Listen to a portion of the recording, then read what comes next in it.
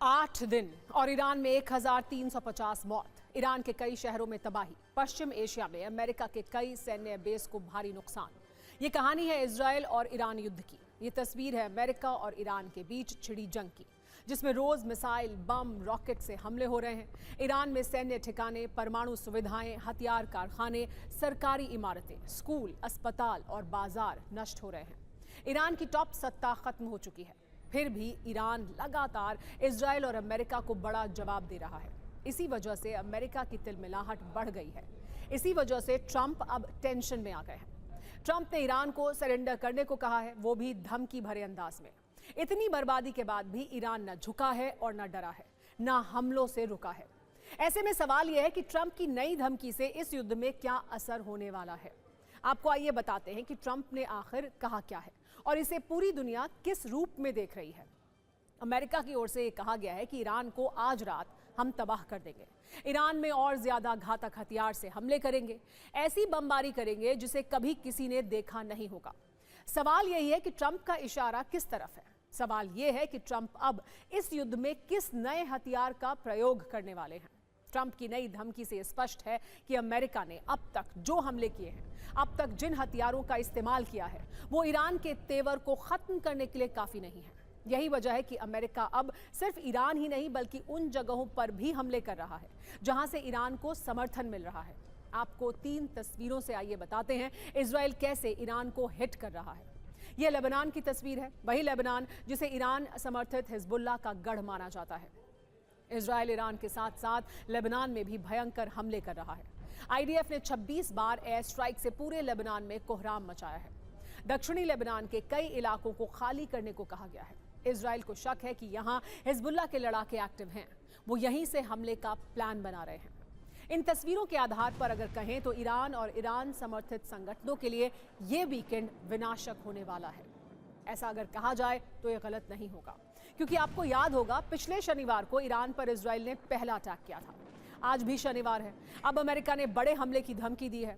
Beirut में भी Israel ने कई धमाकों से कई इमारतों को तबाह कर दिया है। कुर्दिस्तान में अमेरिका और इजरायल जॉइंट एयर स्ट्राइक कर रहे हैं। कुर्दिस्तान में सक्केज शहर पर हमला किया गया है। युद्ध के 8वें दिन ईरान में बहुत दहशत है। इसकी वजह है वो ऐलान जिसमें सबसे बड़े हमले की नई लहर आती हुई दिख रही है। यह ऐलान किया है अमेरिकी राष्ट्रपति डोनाल्ड ट्रंप ने। ट्रंप ने ट्रुथ सोशल पर एक लंबा चौड़ा पोस्ट लिखा और बीच में एक लाइन ये लिखी, today Iran will be hit very hard. यानी आज ईरान पर बहुत बड़ा हमला होगा। जिसके बाद यह सवाल है कि क्या ईरान पर कोई बहुत बड़ी बारूदी आफत आने वाली है। अमेरिका की तरफ से यह लगातार कहा जा रहा है कि युद्ध का पहला हफ्ता खत्म हो चुका है, अब दूसरे राउंड के रण के लिए काउंटडाउन शुरू हो चुका है। ट्रंप से पहले अमेरिका के वित्त मंत्री ने भी ऐसी ही धमकी दी। उन्होंने कहा कि आज की रात ईरान पर अब तक का सबसे बड़ा हमला होगा। आज ऐसी बमबारी होगी जो पहले कभी नहीं हुई होगी। इस बमबारी में ईरानी मिसाइल लॉन्चर पूरी तरह ध्वस्त कर दिए जाएंगे। उन्होंने दावा किया कि आज रात के हमले में मिसाइल बनाने वाली फैक्ट्रियां भी बर्बाद हो जाएंगी। यानी इस हमले के बाद ईरान की हालत खराब होना तय है। आज रात अमेरिका के संभावित प्लान को लेकर अलग अलग अटकलें लगाई जा रही हैं। जिस तरह की धमकी दी गई है उससे पहली आशंका यही है कि ईरान के मिसाइल ठिकानों पर कई बंकर बस्टर बम से हमला हो, जिससे ईरान की मिसाइल शक्ति पूरी तरह खत्म हो जाए। दूसरी आशंका यह है कि ईरान के सारे कमांड और कंट्रोल सेंटर्स पर एक साथ हमला हो, बमबारी कर पूरी सैन्य इंफ्रास्ट्रक्चर को एक रात में ही नष्ट कर दिया जाए। एक आशंका यह है कि ईरान के प्रमुख तेल टर्मिनल और बड़ी रिफाइनरियों को निशाना बनाया जाएगा। ऐसी आर्थिक चोट दी जाए जिससे ईरान आसानी से उभर ना सके। अगले कुछ घंटों में क्या कुछ होगा ये तो बाद में सामने आएगा, लेकिन जंग के 8वें दिन आज खाड़ी के देशों में किस तरह से हमले हुए, तेहरान से लेकर तेल अवीव और दुबई तक मिसाइल, बम और ड्रोन अटैक से किस तरह कांप उठे, सबसे पहले इसकी वीडियो कुंजी आइए देखते हैं। शुरुआत इजरायल पर ईरान के क्लस्टर प्रहार की विध्वंसक तस्वीरों से करते हैं। ईरान की तरफ से आज लगातार दूसरे दिन क्लस्टर बमों से हमला किया गया। सबसे ज्यादा तेल अवीव को टारगेट किया गया। तेल अवीव के आसमान में आग के गोलों की तरह क्लस्टर बम दिखाई दिए। इन धमाकों से तेल अवीव में भारी तबाही हुई। ईरान ने आज एक बार फिर यूएई को निशाना बनाया। दुबई एयरपोर्ट पर ईरान ने मिसाइलें दागी, जिससे एयरपोर्ट को नुकसान होने की खबर है। इससे पहले भी दुबई एयरपोर्ट को टारगेट किया गया था। दुबई में ही एक अमेरिकी बेस पर ईरान का हमला हुआ। हमले के बाद वहां आग लग गई। तस्वीरों में तबाही साफ दिख रही है। सिर्फ यूएई ही नहीं, पूरे दूसरे अरब देशों में भी अमेरिकी बेसों पर हमले हो रहे हैं। इराक में अमेरिकी सैन्य बेस पर हमला किया गया। हमले के बाद वहां धुएं का गुबार उठता हुआ दिखाई दिया। मिसाइल और ड्रोन के अलावा अब इजराइल पर रॉकेट भी दागे जा रहे हैं। एक ऐसे ही रॉकेट अटैक के बाद आग लग गई। हिजबुल्लाह की तरफ से भी इजराइल पर लगातार रॉकेट अटैक हो रहे हैं। ईरान ने अमेरिकी बेस पर किए जा रहे इन मिसाइल हमलों का एक वीडियो भी जारी किया। इस वीडियो में एक के बाद एक मिसाइल लॉन्च होती हुई दिख रही हैं। इन मिसाइलों के निशाने पर अरब देशों में यूएस बेस ही हैं। ईरान के इन्हीं लगातार हमलों को देखते हुए अब अमेरिका और आक्रामक हमले करने की तैयारी कर रहा है। युद्ध के दूसरे फेज का ऐलान यही संदेश देने की कोशिश है। इसके लिए अमेरिका ने एक और बड़ा फैसला लिया। ईरान के करीब अमेरिका के 2 एयरक्राफ्ट कैरियर पहले से ही मौजूद हैं। यूएसएस लिंकन और जेराल्ड फोर्ड के बाद अब यूएसएस जॉर्ज डब्ल्यू बुश को भी ईरान के करीब तैनात करने की तैयारी है। इस तीसरे एयरक्राफ्ट कैरियर को फारस की खाड़ी में भेजा जा रहा है। एक्सपर्ट इसे अपने अपने तरीके से डिकोड कर रहे हैं। कोई इसे लंबे युद्ध की तैयारी बता रहा है तो कोई अमेरिका की घबराहट कह रहा है। अगले कुछ दिन में USS George W Bush Iran पर हमले में शामिल हो जाएगा। इसका मतलब यह है कि अमेरिका को यह समझ में आ गया है कि यह युद्ध अभी लंबा चलेगा। ऐसे में ज्यादा ताकत की जरूरत होगी। लंबा युद्ध चला तो हॉर्मुज स्ट्रेट को खुला रखने के लिए समंदर में अमेरिका को अतिरिक्त तैनाती करनी होगी। शायद यूएसएस बुश की तैनाती कर अमेरिका तेल टैंकर्स की सुरक्षा सुनिश्चित करने की कोशिश कर रहा है। अमेरिका का यह तीसरा एयरक्राफ्ट कैरियर भी लिंकन और जेराल्ड फोर्ड जितना ही ताकतवर और विध्वंसक है। ये एक न्यूक्लियर पावर्ड एयरक्राफ्ट कैरियर है जिसे 20 से 25 साल तक ईंधन भरने की जरूरत नहीं होती। इस युद्धपोत पर 80 से 90 फाइटर जेट तैनात रहते हैं, जिनमें F-18 से लेकर F-35 तक शामिल हैं। वहीं लड़ाकू हेलीकॉप्टर्स भी तैनात किए जाते हैं। यूएसएस बुश पर एक वक्त में करीब 5000 सैनिकों की तैनाती होती है। यानी ये युद्धपोत समंदर में अपने आप में एक पूरी सेना है। अमेरिका पहले जिस जंग को 4 दिन की जंग मानकर चल रहा है, अब खुद ही उसे 4 हफ्ते से लंबी जंग मान रहा है। खुद राष्ट्रपति डोनाल्ड ट्रंप कह चुके हैं कि ईरान से युद्ध 4 से 5 हफ्ते तक चलेगा। रक्षा मंत्री पीट हेग्सेथ ने तो इससे भी आगे 6 से 8 हफ्ते तक लड़ाई जारी रहने की बात कही है। व्हाइट हाउस की प्रवक्ता कैरोलिन लेविट ने भी कहा है कि युद्ध 6 हफ्ते तक जारी रह सकता है। अमेरिकी सेंट्रल कमांड से जुड़ी एक रिपोर्ट ये भी बता रही है कि ये युद्ध 100 दिन भी जारी रह सकता है। उसी हिसाब से अमेरिकी ठिकानों के नजदीक एंटी ड्रोन सिस्टम लगाने की तैयारी हो रही है। इजराइल की तरफ से हो रही बमबारी के चलते अब वहां गोला बारूद की कमी की खबरें भी आ रही हैं। हालांकि इजराइल और अमेरिका ऐसी खबरों को गलत बता रहे हैं। हालांकि अमेरिका ने इजराइल को गोला बारूद की अतिरिक्त सप्लाई करने का फैसला लिया है। इजराइल को $151.8 मिलियन के हथियार भेजे जाएंगे, जिनमें बंकर तबाह करने वाले BLU-110 बॉम्ब भी शामिल होंगे। क्योंकि अगर युद्ध और लंबा चला तो इजराइल को हथियारों की जरूरत पड़ेगी। लेकिन वैसे ईरान यही चाहता है कि वो सरेंडर करने की बजाय अमेरिका को एक लंबी लड़ाई में फंसाए रखे। इसके लिए उसका मिसाइल और ड्रोन पावर वाला प्लान तैयार है, क्योंकि ईरान के पास करीब 3000 बैलिस्टिक मिसाइल होने का दावा है। लेकिन कुछ ऐसी रिपोर्ट्स भी हैं जिनके मुताबिक ईरान के पास कुल 1 लाख तक भी मिसाइलें हो सकती हैं। अनुमान के मुताबिक ईरान एक दिन में 33 बैलिस्टिक मिसाइल बना सकता है। इस हिसाब से देखें तो एक महीने में करीब 1000 मिसाइल बनाई जा सकती हैं। वहीं हर दिन 300 मिसाइलें दागने की क्षमता है। अगर युद्ध के बीच भी ईरान ड्रोन मिसाइलों का निर्माण का काम जारी रख पाया तो ये जंग लंबी चल सकती है। अमेरिका ईरान को धमकी तो दे रहा है, बमबारी भी कर रहा है, मिसाइल हमले भी हो रहे हैं, लेकिन ईरान में मिशन सत्ता परिवर्तन इतना आसान नहीं होने वाला है, क्योंकि ईरान को सिर्फ प्रॉक्सी संगठनों का साथ नहीं है, बल्कि कई देश भी चोरी चोरी अब उसका साथ दे रहे हैं, ईरान की मदद कर रहे हैं, जो ट्रंप के लिए किसी सदमे से कम नहीं है। जो नई रिपोर्ट सामने आई है उसके अनुसार रूस के अप्रत्यक्ष रूप से ईरान की मदद करने की जानकारी सामने आ रही है। हालांकि क्रेमलिन का कहना था कि ईरान ने कोई सैन्य मदद नहीं मांगी है, लेकिन जो जानकारी उसके अनुसार रूस ईरान को खुफिया जानकारी शेयर कर रहा है। रूस ईरान को रियल टाइम इंटेलिजेंस दे रहा है।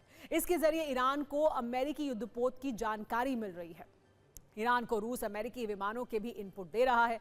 इस इंटेलिजेंस के जरिए ईरान को बड़ी आसानी से अमेरिका के सैन्य ठिकानों और सेनाओं की लोकेशन मिल रही है।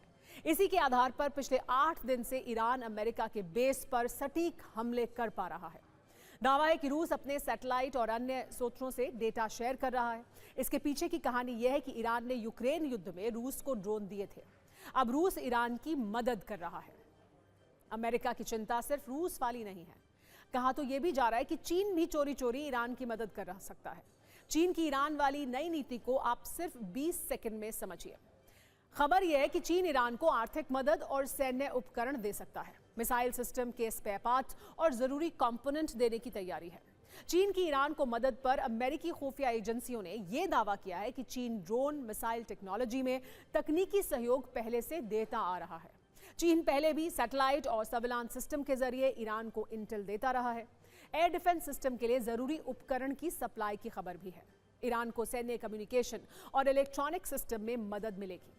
अमेरिका की ऐसी चुनौतियों और चिंताओं के बीच ये चर्चा भी हो रही है कि आखिर ईरान को लेकर ट्रंप का अगला प्लान क्या है। क्या ईरान में नए सुप्रीम लीडर के चुनाव में अमेरिका की कोई भूमिका है? इससे भी बड़ा सवाल, ईरान अमेरिका के साथ कितने दिनों तक युद्ध लड़ सकता है। ऐसे और भी सवालों पर भारत में ईरान के सुप्रीम लीडर के प्रतिनिधि अयातुल्ला अब्दुल मजीद हकीम इलाही ने थोड़ी देर पहले TV9 से बात की। उन्होंने क्या कहा, सुनिए। How is the new supreme leader being elected, and does America get to have a say in it? There is the council which formed by 88 persons, and they are elected by people during the election. So they should gather, and after some discussion, they have to nominate a qualified person for this position.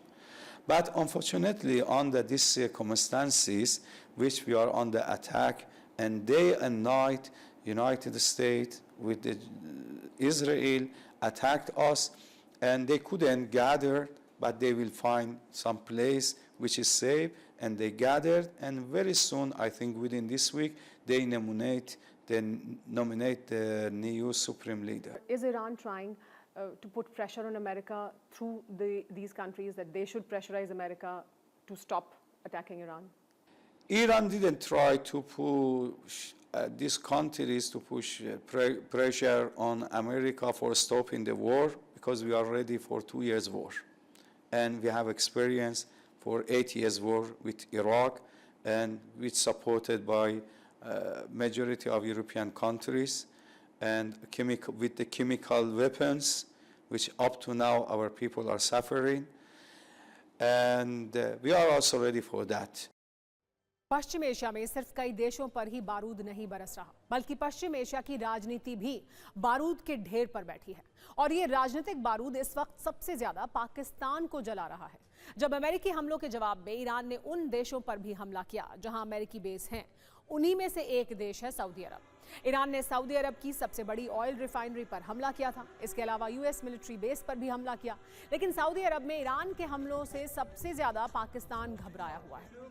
Pakistan के सेना प्रमुख आसिम मुनीर ने Saudi अरब की राजधानी Riyadh में Saudi रक्षा मंत्री खालिद बिन सलमान के साथ हाई लेवल मीटिंग की। इस बैठक में दोनों पक्षों ने ईरान की ओर से किए गए हमलों पर चर्चा की और साथ ही इनसे निपटने के उपायों पर भी विचार किया।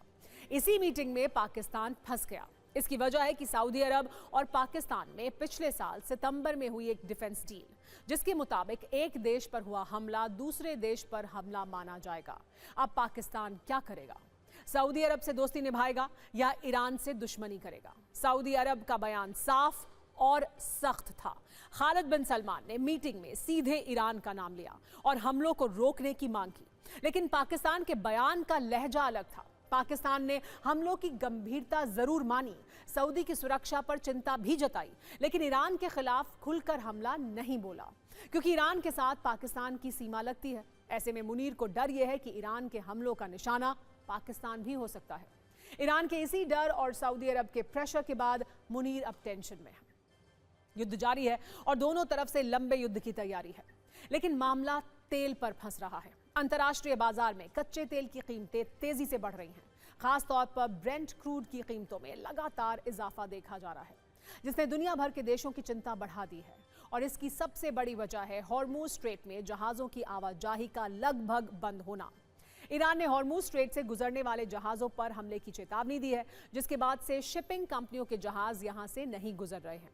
एक हफ्ते में हॉर्मुज स्ट्रेट से सिर्फ 125 जहाज गुजरे हैं और जो जहाज यहां से जा रहे हैं वो ईरान की अनुमति से ही गुजर पा रहे हैं।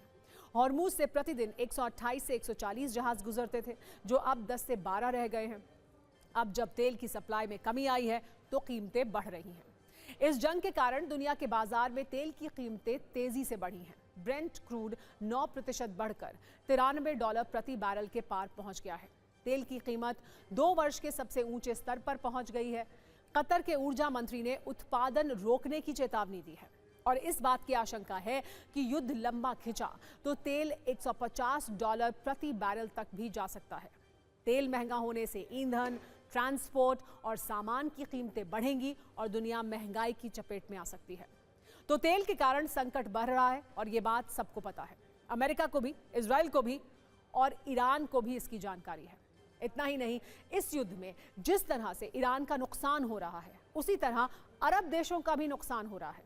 इसीलिए अब अरब देशों ने इस युद्ध को रोकने की कोशिशें तेज कर दी हैं। जंग खत्म करने के लिए सऊदी और यूएई अमेरिका को मनाने में जुटे हैं। संकट यह है कि इस युद्ध से अरब के बाजार को भारी आर्थिक नुकसान हो रहा है। ब्रेंट क्रूड $87 प्रति बैरल के पार पहुंच चुका है। हॉर्मुज स्ट्रेट से तेल टैंकर टैरिफ 90% तक घटा है। तेल टैंकर ट्रैफिक 90% तक घटा है, जो पूरे अरब के लिए चिंता की बात है। तेल की सप्लाई और उत्पादन में कमी का थोड़ा असर भारत पर भी पड़ा है, लेकिन चिंता की कोई बात नहीं है। भारत सरकार का दावा यह है कि देश में 7 से 8 हफ्ते का तेल है और आंकड़ों की अगर बात करें तो देश में 25 करोड़ बैरल से ज्यादा पेट्रोलियम स्टॉक है, जिसे काफी अच्छा स्टॉक माना जा सकता है। सरकार ने यह भी कहा है कि पेट्रोल, डीजल, एटीएफ और एलपीजी का पर्याप्त भंडार है। कई ठिकानों और रणनीतिक भंडार में तेल रखा गया है। सरकार ने यह भी कहा है कि 25 दिन के स्टॉक की खबरें गलत हैं। सूत्रों से यह भी जानकारी दी गई है कि सरकार तेल की कीमतें नहीं बढ़ाने वाली है।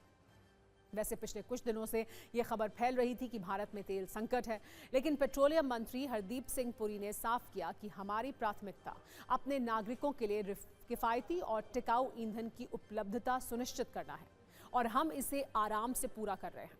भारत में ऊर्जा की कोई कमी नहीं है। हमारे ऊर्जा उपभोक्ताओं को चिंता करने की कोई आवश्यकता नहीं है। अलग अलग ऑयल कंपनियों ने भी बयान जारी कर यह कहा कि तेल की कोई कमी नहीं है। इंडियन ऑयल ने बयान जारी कर कहा कि सोशल मीडिया पर पेट्रोल, डीजल की कमी को लेकर फैल रही खबरें पूरी तरह निराधार हैं। भारत में ईंधन का पर्याप्त भंडार उपलब्ध है और सप्लाई और डिस्ट्रीब्यूशन नेटवर्क सामान्य रूप से काम कर रहा है। पेट्रोल पंपों पर अनावश्यक भीड़ न लगाने की भी गुजारिश की गई है। जब सरकार इतना जोर देकर ये कह रही है कि तेल की कमी नहीं है, तो मान लेते हैं कि कमी नहीं है। इस सब के बीच पूरे देश में लिक्विफाइड पेट्रोलियम गैस यानी एलपीजी की कीमतें बढ़ा दी गई हैं। 14.2 किलोग्राम का घरेलू रसोई गैस सिलेंडर 60 रुपए महंगा हो गया है, जबकि कमर्शियल गैस सिलेंडर की कीमत 115 रुपए बढ़ गई है। नई कीमतें 7 मार्च से लागू होंगी। भारत को तेल की कमी नहीं है और भारत रूस से तेल ले भी रहा है, लेकिन पाकिस्तान बड़े संकट में है, परेशान भी है। वहां से ऐसी तस्वीरें आ रही हैं जिससे संकेत मिल रहा है कि पाकिस्तान में तेल की कमी हो गई है। वहां पेट्रोल पंपों पर भारी भीड़ है। कई पेट्रोल पंप पर पोस्टर लग गए हैं कि तेल नहीं है, इसीलिए पंप बंद है। पाकिस्तानी पीएम शहबाज शरीफ और सीडीएफ जनरल आसिम मुनीर के सामने परेशानी ये है कि पाकिस्तान में तेल की भारी किल्लत हो गई है, जिसे देखते हुए सरकार ने एक साथ ही तेल की कीमत 55 रुपए बढ़ा दी है। इससे पेट्रोल 321 रुपए प्रति लीटर और हाई स्पीड डीजल 336 रुपए प्रति लीटर हो गया है। कई पेट्रोल पंप पर तेल पूरी तरह से खत्म हो चुका है। दावा यह भी किया जा रहा है कि पाकिस्तान के पास सिर्फ 1 हफ्ते का तेल बचा है और खाड़ी देशों से तेल सप्लाई रुकी हुई है। सबसे बड़ी बात यह है कि पाकिस्तान के पास कोई विकल्प भी नहीं है। पाकिस्तान में तेल की कीमत बढ़ने का विरोध भी हो रहा है। लोगों का कहना यह है कि एक तो तेल मिल नहीं रहा, उस पर महंगा कर दिया गया है। अब पाकिस्तान के पेट्रोलियम मिनिस्टर अली परवेज मलिक का बयान आया है। ग्लोबल कीमतें कुछ ही दिनों में तेजी से बढ़ी हैं। हमें नहीं पता कि ये क्राइसिस कब तक चलेगा। सरकार के सामने ये बेसिक प्रॉब्लम है। पाकिस्तान की परेशानी बढ़ने की कुछ खास वजह भी है, जिसकी डिटेल में जाना जरूरी है। दरअसल पाकिस्तान का ज्यादातर तेल सऊदी और यूएई से आता है। पाकिस्तान आने वाले तेल टैंकर रास्ते में फंसे हैं। पाकिस्तान ने सऊदी अरब से सप्लाई जारी रखने की अपील की है। हॉर्मुज स्ट्रेट के बजाय यानबू पोर्ट से तेल भेजने की मांग की है। पाकिस्तान की 90% LNG कतर से आती है। गैस सप्लाई को लेकर पाकिस्तान को सबसे ज्यादा डर है। पेट्रोल और डीजल की कीमत में इस तेज बढ़ोतरी से पाकिस्तान में ट्रांसपोर्टेशन कॉस्ट, फूड प्राइस और ओवरऑल इन्फ्लेशन बढ़ने की आशंका है। यानी एक तो तेल की कमी, दूसरा महंगाई की मार। परेशानी तो पाकिस्तान के साथ है। अगली खबर उत्तराखंड से है, जहां केंद्रीय गृह मंत्री अमित शाह ने आज एक बड़ा ऐलान किया। अमित शाह आज हरिद्वार में थे, जहां उन्होंने पहले 1130 करोड़ रुपए के प्रोजेक्ट की शुरुआत की और इसके बाद घुसपैठ के मुद्दे को काफी आक्रामक तरीके से उठाया। उन्होंने कहा कि उत्तराखंड सरकार ने लगभग 10,000 से ज्यादा अतिक्रमण हटाए हैं। देश में जहां जहां घुसपैठिए हैं, चाहे वो केदारनाथ धाम से लेकर कन्याकुमारी तक हो, एक एक घुसपैठिए को देश से बाहर निकाला जाएगा। अमित शाह ने उत्तराखंड में UCC लागू करने के लिए भी धामी सरकार की तारीफ की। कांग्रेस पार्टी पूरी ऊर्जा घुसपैठियों को बचाने के लिए लगा रही है। उत्तराखंड में हमारे मुख्यमंत्री धामी जी ने लगभग 10,000 से ज्यादा अतिक्रमण उखाड़कर फेंक दिए। 10,000 से जहां जहां घुसपैठिया है, केदारनाथ धाम से लेकर कन्याकुमारी तक एक एक घुसपैठिए को चुन चुन कर हम भारत के बाहर निकालने का काम करेंगे। भारत के बाहर राहुल बाबा को जितना विरोध करना है उतना विरोध कर दे। मैं तो बधाई देना चाहता हूं धामी जी को। धामी जी यहां पर यूनिफॉर्म सिविल कोड लेकर आए। नागरिक का धर्म कोई भी होगा, एक ही कानून से उसको देश में रहना होगा। और उत्तराखंड हमारा देश भर में UCC को लागू करने वाला पहला राज्य बना है। पहला राज्य। जनसांख्यिकी में जो अप्राकृतिक वृद्धि है, ये अप्राकृतिक वृद्धि को रोकने का काम भी UCC ही करने वाली है। और अब एक राजनीतिक खबर पश्चिम बंगाल से। राष्ट्रपति द्रौपदी मुर्मू आज पश्चिम बंगाल में थी और ममता बनर्जी की सरकार के रवैये से वो नाराज हो गई। राष्ट्रपति द्रौपदी मुर्मू यहां आदिवासी समुदाय के वार्षिक कार्यक्रम में शामिल होने पहुंची थी, लेकिन राष्ट्रपति के इस दौरे में प्रोटोकॉल फॉलो नहीं किया गया। उनके स्वागत के लिए एयरपोर्ट पर मुख्यमंत्री ममता बनर्जी या कोई मंत्री मौजूद नहीं था, ना ही उनके कार्यक्रम में कोई मंत्री शामिल हुआ। इस पर राष्ट्रपति मुर्मू ने हैरानी जताई और ये कहा कि ममता उनकी छोटी बहन जैसी हैं और ये पूछा कि क्या वो उनसे नाराज हैं। राष्ट्रपति पश्चिम बंगाल के बागडोगरा एयरपोर्ट के पास गोसाईपुर में एक कार्यक्रम में शामिल हुई थी। उसके बाद सिलीगुड़ी के पास बिधाननगर में जनजाति की मीटिंग के दौरान सीएम के नाराज होने की बात उन्होंने कही। राष्ट्रपति ने कहा कि ममता बनर्जी की तरह वो भी बंगाल की बेटी हैं। उन्होंने जनजातीय समुदाय के सालाना कार्यक्रम की जगह बिधाननगर से गोसाईपुर में बदलने पर भी सवाल उठाया, जहां कथित तौर पर कम लोग आए थे। ये कार्यक्रम पहले सिलीगुड़ी के बिधाननगर में होने वाला था। हालांकि अधिकारियों ने सुरक्षा और दूसरे लॉजिस्टिक कारणों का हवाला देते हुए जगह को बागडोगरा एयरपोर्ट के पास गोपालपुर में शिफ्ट कर दिया। जब राष्ट्रपति वहां पहुंची तो सिलीगुड़ी के मेयर गौतम देव एयरपोर्ट पर उन्हें रिसीव करने वाले अकेले प्रतिनिधि थे। प्रोटोकॉल के मुताबिक राष्ट्रपति को रिसीव करने के लिए आमतौर पर मुख्यमंत्री या राज्य सरकार का कोई बड़ा मंत्री मौजूद होता है।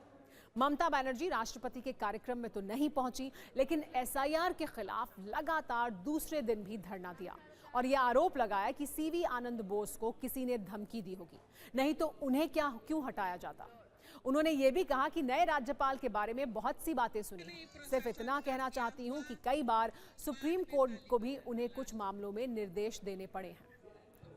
और आइए अब एक ऐसी देसी खबर की बात करते हैं जिसकी आज काफी चर्चा है। यह खबर गुरमीत राम रहीम से जुड़ी है, जो अक्सर पैरोल और फरलो पर जेल से बाहर रहता है, लेकिन आज हत्या के एक मामले में पंजाब और हरियाणा हाईकोर्ट ने इसे बरी कर दिया। यह मामला पत्रकार रामचंद्र छत्रपति की हत्या का था। 2002 में पत्रकार रामचंद्र छत्रपति ने अपने अखबार में गुरमीत राम रहीम के डेरा से जुड़े कुछ गंभीर आरोपों को प्रकाशित किया था, जिसके बाद 2002 में उनकी गोली मारकर हत्या कर दी गई थी। शुरुआत में इसकी जांच में लापरवाही के आरोप लगे, बाद में CBI ने इसकी जांच की। करीब 17 वर्षों की जांच और सुनवाई के बाद 2019 में पंचकुला की स्पेशल सीबीआई कोर्ट ने राम रहीम समेत बाकी सभी आरोपियों को 7 साल कैद की सजा सुनाई थी, जिसके खिलाफ आरोपियों ने हाईकोर्ट में याचिका दायर की थी। फैसला सुनाते हुए हाईकोर्ट ने कहा कि इस हत्याकांड में राम रहीम के साजिशकर्ता होने के पर्याप्त सबूत नहीं है, जिस वजह से राम रहीम को बरी कर दिया गया। हालांकि कोर्ट ने 3 आरोपियों कुलदीप सिंह, निर्मल सिंह और कृष्णलाल की सजा को बरकरार रखा है।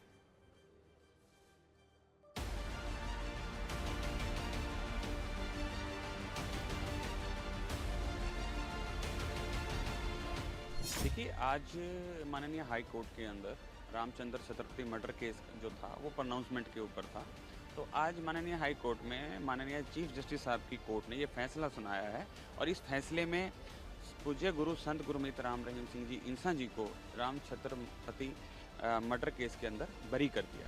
एक बार फिर तीनों पाल वाली मशीन मोदी जी की, उसमें से राम रहीम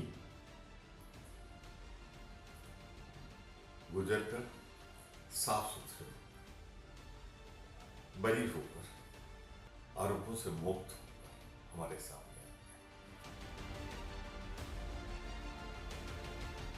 आज जिस तरीके से Punjab and Haryana high court ने गुरमीत राम रहीम को बरी करके बाकी सभी की सजा को बरकरार रखा है, तो कहीं ना कहीं ये निराशाजनक फैसला है। बाबा राम रहीम पे आप सब ने पता कितनी बार पैरोल मिली है, किस पे कितना आशीर्वाद है, जो सब आप जानते हो।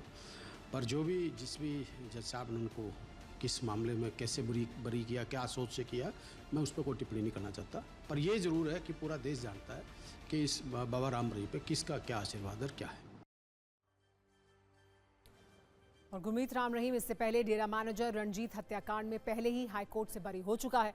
हालांकि सीबीआई ने इसे सुप्रीम कोर्ट में चुनौती दी है। राम रहीम को साध्वियों के यौन शोषण के केस में 10 साल कैद की सजा हुई है। इस वजह से राम रहीम को अभी जेल में ही रहना होगा। हूटा बच चुका है, यानी सत्ता में आज का वक्त खत्म हो गया है। कल शाम 7 बजे आपसे एक बार फिर मुलाकात होगी। तब तक सभी न्यूज मित्रों से मेरी गुजारिश है कि वो सत्ता की न्यूज रील्स को ज्यादा से ज्यादा शेयर करें और फिलहाल मुझे दें इजाजत।